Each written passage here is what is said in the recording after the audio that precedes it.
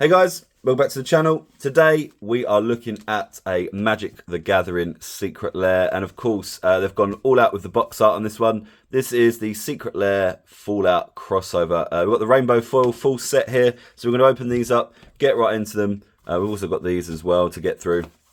And yeah, we'll just have a little look through the Fallout set and see if we can get one of those Mana Vault things. And yeah, here we go. There's the back of the box for anyone interested. And we're going to start with the Secret Lair Fallout Points of Interest box. This is the Rainbow Foil Edition. So let's get right into it, guys. Let me know if you've opened up any of the Fallout Secret Lair stuff. Here you go. Vault-Tec revolutionising safety for an uncertain future. And yeah, let us know if you've been opening up any of this stuff. I think it's really cool. Love a bit of Fallout. Played all the games. Also watched the most recent TV series as well, which is very, very good. Really enjoyed that. And yeah, so I thought a bit of a no-brainer. I had to try and pick up one of these. Well, I picked up a couple of these in the end, actually. But here we go. Let's see what we've got. We've got Bojuka Bog. Bojuka Bog enters the battlefield tapped, and Bojuka Bog enters the battlefield exiled target player's graveyard. And there you go. Really nice foil card right there. Really cool. Let me see how to so let me unglue this from the top, and then we'll get into this pack of cards. Oh, there's also one at the back as well. Hold on, here we go. This is the Wastes Basic Land. Pretty cool one, actually. Look at that. Wastes Basic Land. You got the Vault Boy on there as well. And the foiling on these cards look really good. And I think what I'll do is I'll quickly just cut these open, and then I will go through the cards with you very quickly.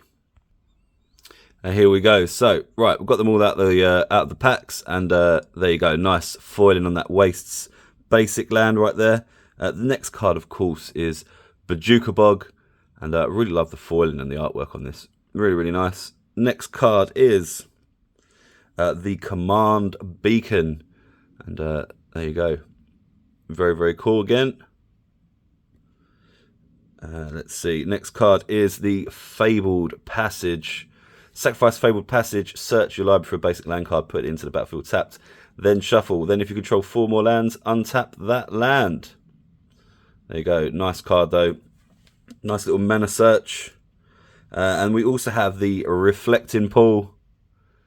Add 1 mana of any type that a land you control could produce. There you go. So it's all very mana heavy, some of these cards. Reliquary Tower, you have no maximum hand size. Tap, add a... I'm not too sure what that symbol means. It's been a long time since I've actually played Magic. I haven't played Magic since, I don't know, probably like 2008 or something. I used to play used to play a lot back in the day. Sort of the Torment, Odyssey, Judgment, that sort of era. But yeah, all right, we've had a look through that box. I'm going to quickly pause it, just sleeve all of these up, and then we'll get the next box out. Just bear with me 2 secs.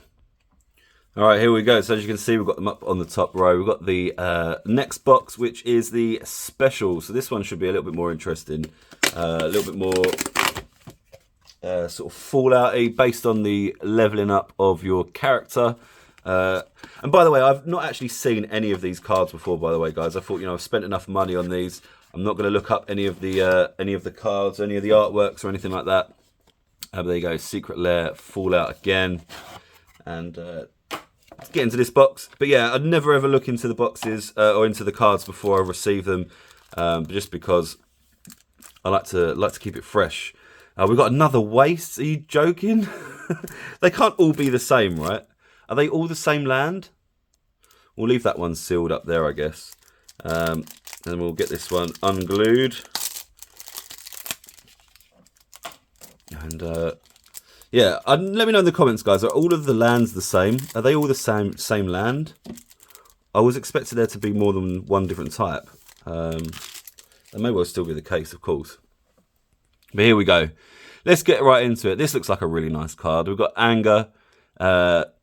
Haste. As long as Anger is in your graveyard and you control a mountain, creatures you control have haste. So yeah, there you go. Pretty good card. So yeah, I mean, basically you just want to get Anger killed, don't you? Get him sent to your graveyard. And then all of your creatures have haste. So pretty cool. It doesn't seem to be type specific either, so it's be any creature that is in your hand. Sorry, in play. Another classic. This is a classic card. This one, Lightning Bolt. Lightning Bolt does 3 damage to any target, and there you go. There, classic Lightning Bolt. Probably one of the most reprinted cards in Magic the Gathering. Steel Shaper's Gift. This is a pretty cool one. Search your library for an equipment card. Reveal it. Put it into your hand, and then shuffle. So that's a nice sorcery card there. You got all the guns in the background. And isn't he is he a ghoul? Is that guy a ghoul? Anyway, I don't know. Moving on. Next card is Propaganda. And yeah, we're subject to a lot of that in our daily lives. Creatures can't attack you unless their controller pays 2 mana for each creature they control that's attacking you. So that's actually pretty useful. Pretty cool card. What else have we got? We have Elixir of Immortality. You gain 5 life. Shuffle Elixir of Immortality in your graveyard into their owner's library. Not too bad. Pretty good. You get to reuse that. Keep shuffling it in. Keep getting more life. We've got the Council's Judgment. Starting with you, each player votes for a non-land permanent you don't control. Exile each permanent with the most votes or tied for most votes. There you go, Council's Judgment. Got the Fallout suits there. Very, very cool. All right, next card is the Idyllic Tutor. There's the artwork there.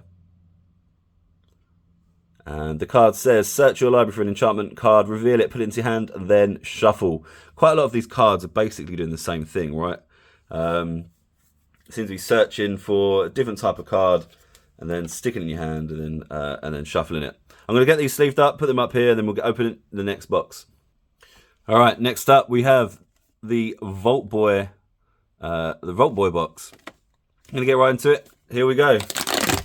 Let's see what we can do. Hard work is happy work. That's what we get told all the time. Hard work is happy work. What do you think, guys? What do you think so far of this Fallout? I keep going to say Fallout Boy, but what do you think of this Fallout set so far? Do you like it? Do you think the artwork's good? Have you picked one of these up yourself? Did you pick up more than one? Let's see at the back. We have the Codex Shredder. Target player mills a card. I'm not entirely sure what mills means. Sacrifice Codex Shredder. Return target card from your graveyard to your hand. And that is... Let me get this card out, actually. Here we go. There it is. The Codex Shredder. Very cool. That's probably one of my favourite artworks so far, actually. Yeah, pretty cool card. Like that one. All right, let's see. Let's try and get this off of the... I wish that they didn't glue these so hard. I mean, Jesus Christ. Hold on a sec, guys. Let me pause it. Here we go. Right, so we've got the Vault Boy Cap Collector.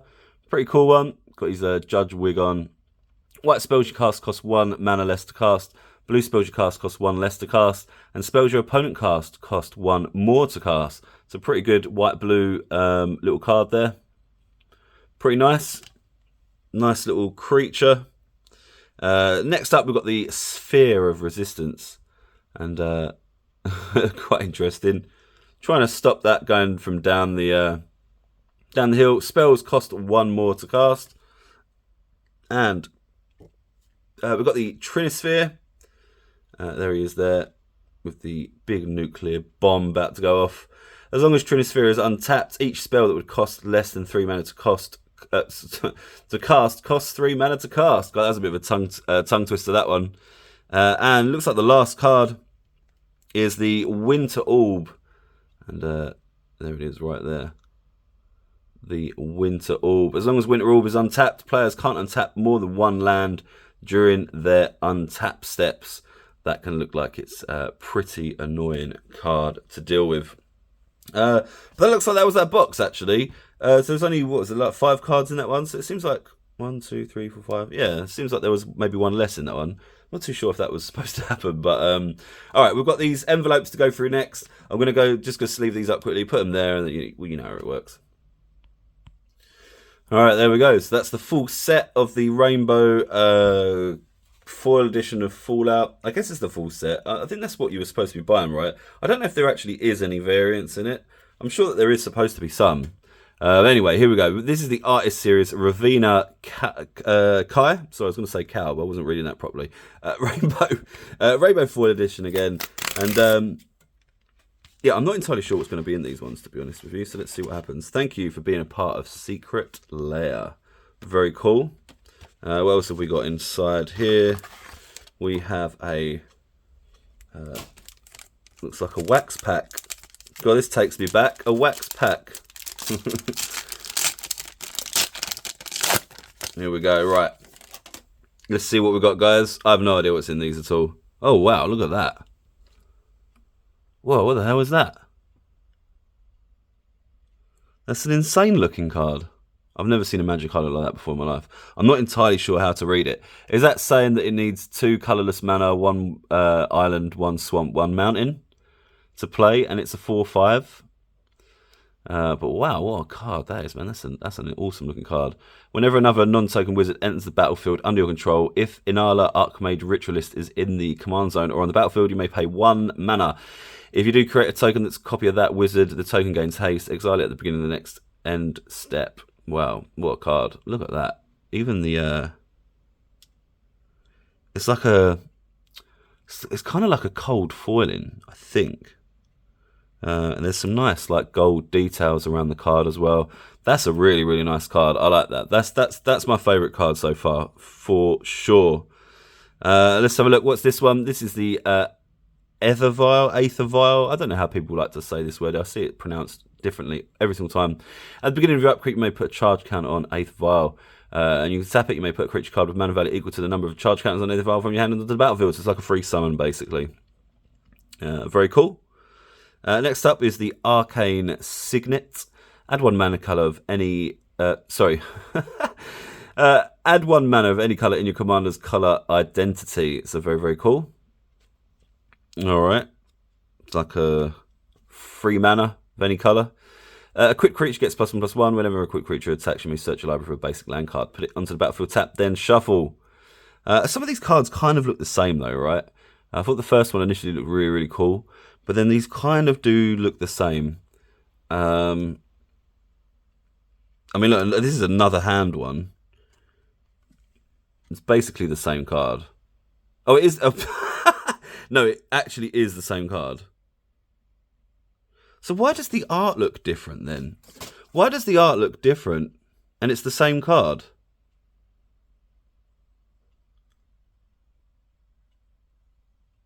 What the hell? Am I being cheated? What's happening, guys? Someone explain this in the comments to me. I do not. I don't collect Magic anymore. I just thought I'd pick these boxes up. So let me know what you think. Why I've got some of the same cards there. What the hell? All right, I'm just going to sleeve these out and put them out and go on to the next one. All right, I thought I'd just wipe the ball and start again because we've got a few of these envelopes to open anyway. So the next one is the Diabolical Dioramas. And let me just... get into this. Yeah, so I'm not entirely sure if there's supposed to be any variants. I mean, getting the same card twice doesn't feel so good, I have to admit. Considering we're paying, you know, a seriously premium price on these collector's boxes, right? Let's just check there's nothing in there. No, there is not. Thank you. No, thank you. Next up. Let's see, what can we do?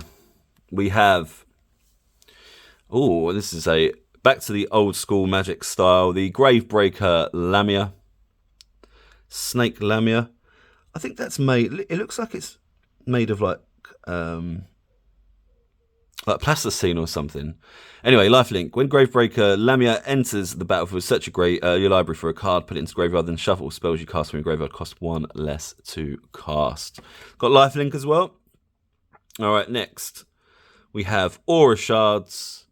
And yeah, so these are kind of like, these look like real photos, basically, of the cards. So I'm assuming that the artist that does these, Laura Planska. So these are kind of like photographics. It's a little bit kind of like the Yukamori Pokemon stuff, so which I'm a big fan of. Whenever a creature enters the battlefield under your control, you may destroy a target artifact or enchantment. So yeah, very nice card. We have the Fiend Artisan. Fiend Artisan gets +1/+1 for each creature card in your graveyard. And then you can pay various mana and tap it, sacrifice another creature, search your library for a creature card with mana value X or less, put it into the battlefield, then shuffle, activate only as a sorcery. So there you go, there's the artwork on that one. Very, very cool. I do like the... this one looks like it's a mythic as well. So I don't. Maybe there is some sort of variance in these cards. But yeah, Fiend Artisan. Moving on. The Carador Ghost Chieftain. Now this is also a mythic as well. So I'm not entirely sure if the mythics are just at the back. But this spell costs 1 less to cast for each creature card in your graveyard. Once during each of your turns, you may cast a creature spell from your graveyard. And there you go. Carador Ghost Chieftain. Quite a spenny little card there. 5 colourless, 1 plains, 1 swamp, 1 forest. Next up we have Jasper Sentinel. This is a rare, so not a mythic. It has reach, tap an untapped creature you control, add 1 mana of any colour. So there it is right there, Jasper Sentinel. We're going to pull, sleeve up and all that stuff. The next envelope that we have is the Ignoble Hierarch. So let's get into this one, see what is in here.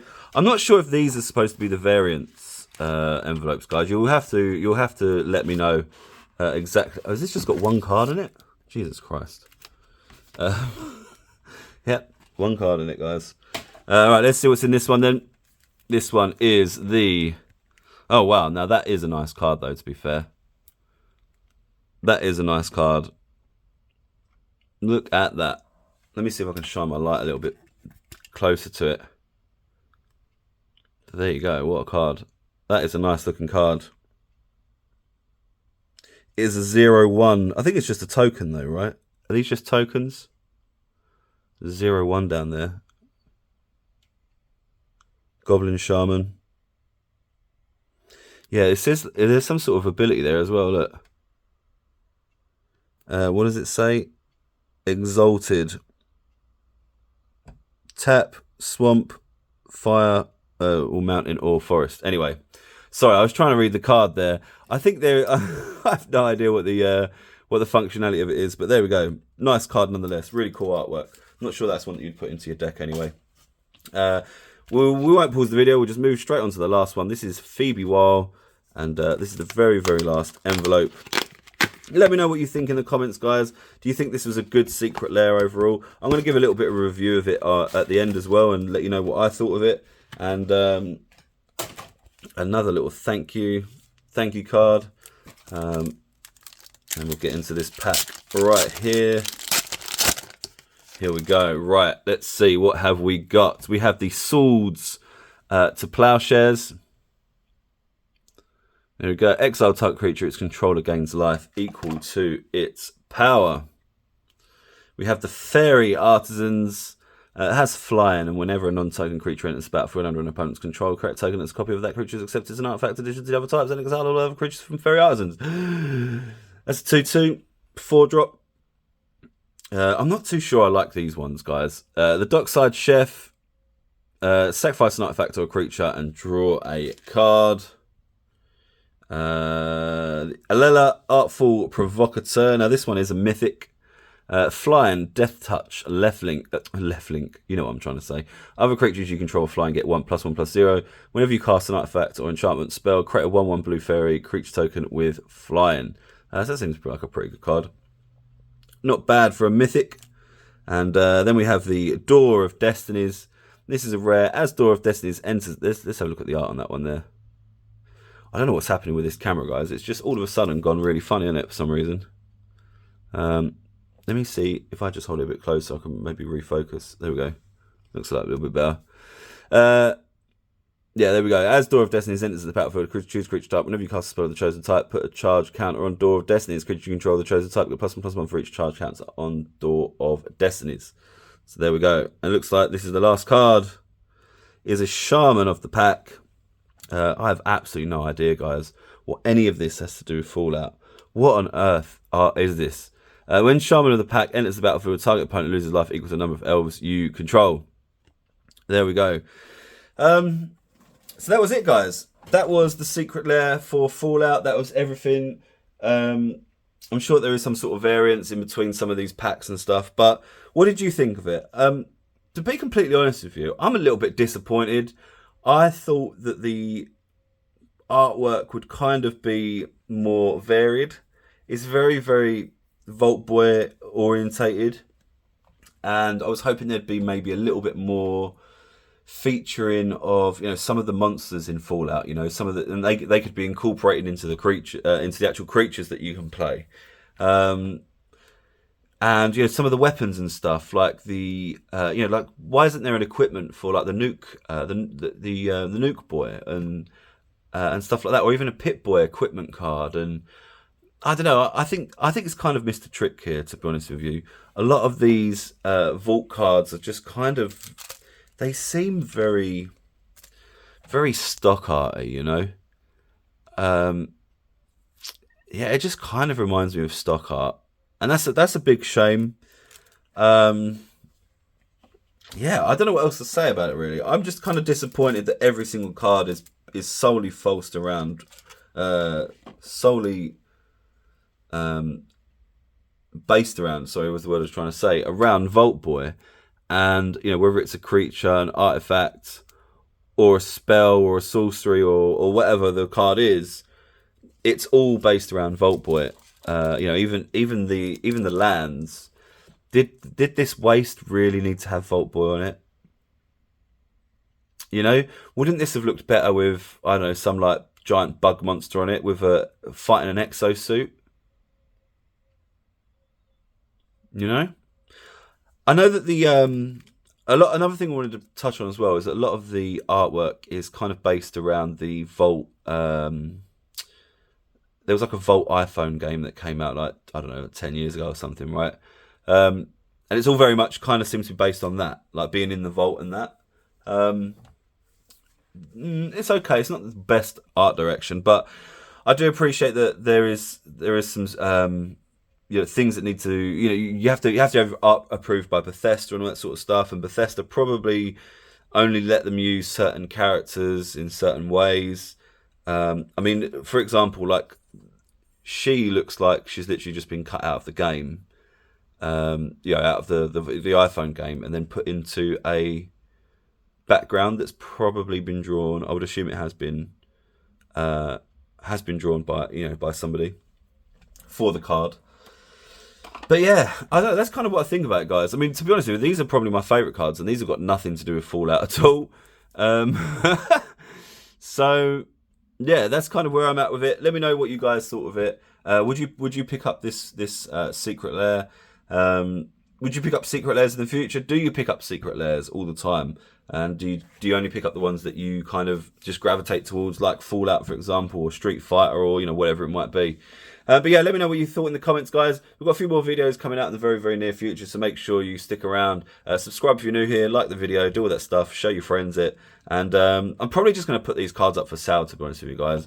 I'm not overly overwhelmed with them, so I think I'm going to just put them up for sale. And like I said, I haven't checked any of the card values. I didn't even know what the cards looked like prior to this video. So I don't even know if I'll be able to make my money back on all of these. I hope that I probably will. I mean, I would hope that a lot of these cards will sort of be in the £5 to £10 range. But who knows, man? Who the hell knows? Magic is a very, very wild beast at the moment. So we'll see what happens, right? But yeah, thanks for watching, guys. Really, really appreciate it. We'll see you in the very near future on the next video. Thanks a lot.